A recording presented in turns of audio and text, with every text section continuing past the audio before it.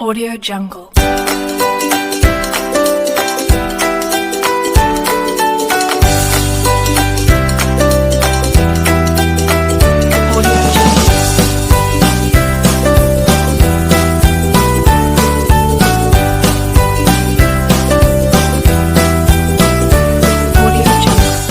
Hello dear viewers, welcome to A Talk with Lucia.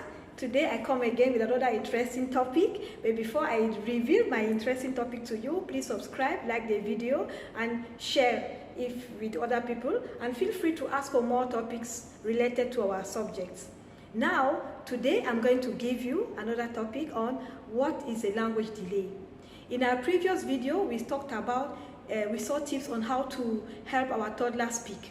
Check it out in the description box below, as it is going to help you to review.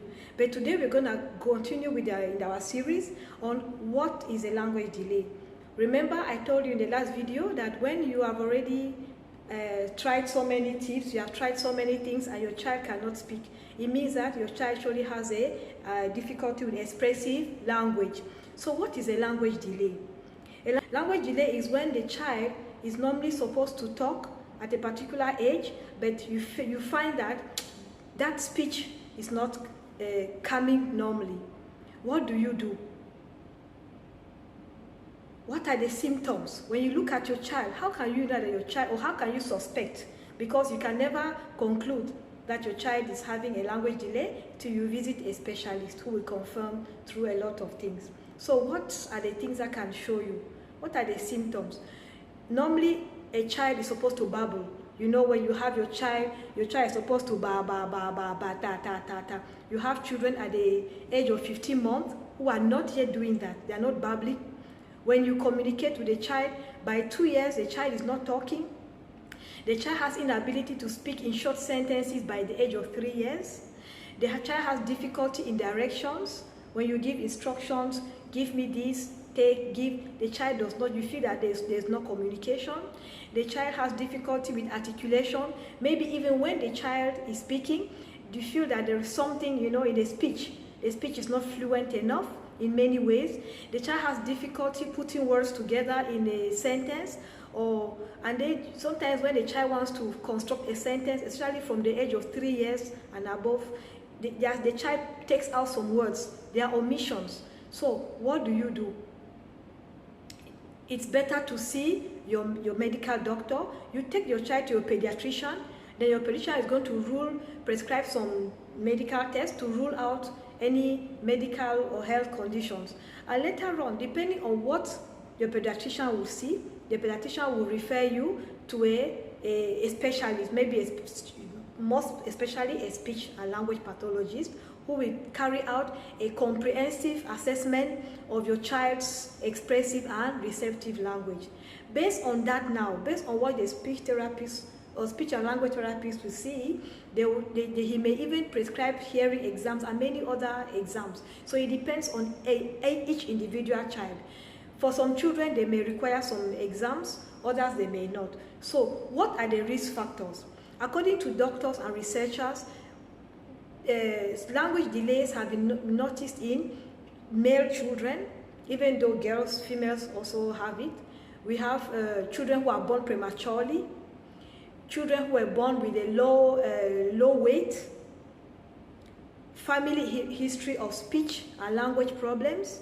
If you notice that in the family there's one uncle or auntie or some other people who are having speech delays, then definitely that could be another indicator. We have also having children who are having lower levels of education. So economic factors could also be risk factors when the child is not able to be exposed to the language. Now, what are the causes of a language delay? Does it come alone? What even causes it? After knowing the risk factors, I notice that the child is having this thing. What is the cause? There are many possible causes, but till now, researchers are saying that there is really no real fixed cause, known cause. They are still carrying out a lot of research to see what are the things that can really create a language delay. But among the common ones, which researchers have come up with, we have hearing impairment. When hearing of a child is affected, automatically that speech will be affected. Number 2, we have autism.